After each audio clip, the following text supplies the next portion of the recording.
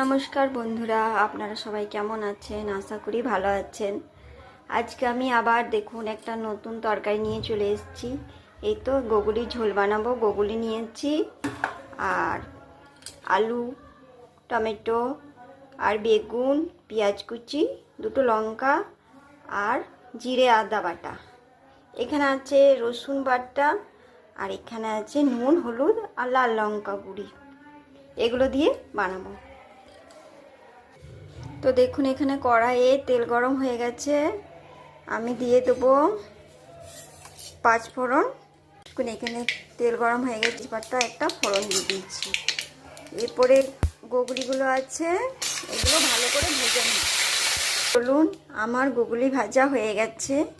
এরপরে ওই তেলটা একটু বেড়েছে, ওই তেলে দিয়ে দেবো আমি পেঁয়াজ কাটা, লঙ্কা। পেঁয়াজগুলো লাল হবে, লাল করে ভেজে নিতে হবে। তো দেখুন পেঁয়াজগুলো আমার লাল হয়ে গেছে। এরপরে কেটে রাখা আলু দিয়ে দেব। আলুগুলো লাল লাল করে একটু ভেজে নেব পেঁয়াজের সাথে। এরপরে দিয়ে দেবো বেগুন।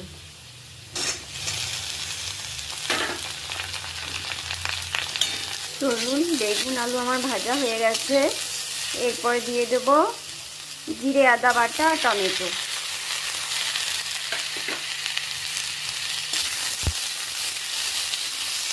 জিরে আদা বাটা দিয়ে দিয়েছি আর টমেটো দিয়ে দিয়েছি। এরপরে একে একে সব মশলাগুলো দিয়ে দেবো। এখানে দিয়ে দেবো নুন, হলুদ আর কাশ্মীরি লাল লঙ্কার গুঁড়িটা।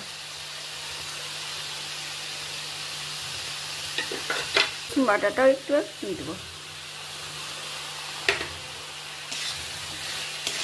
এরপরে সব একসাথে ভালো করে কষিয়ে নেব, দিয়ে জল ঢেলে দেব। যে রাখা গোগুলিগুলো এরপরে দিয়ে দেবো, দিয়ে একসাথে সব কষবো।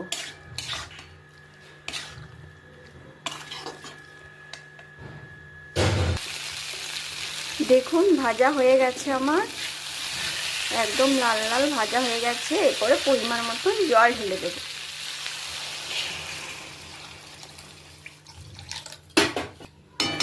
এরপরে 20 মিনিট সেদ্ধ হওয়ার পর নামাবো।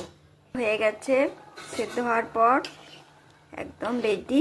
এরপরে চলুন নামিয়ে নিই। তো দেখুন হয়ে গেছে পুরোপুরি রেডি আমার। তো টাটা বন্ধুরা, যদি আমার ভিডিও ভালো লাগে তো আপনারা একটা লাইক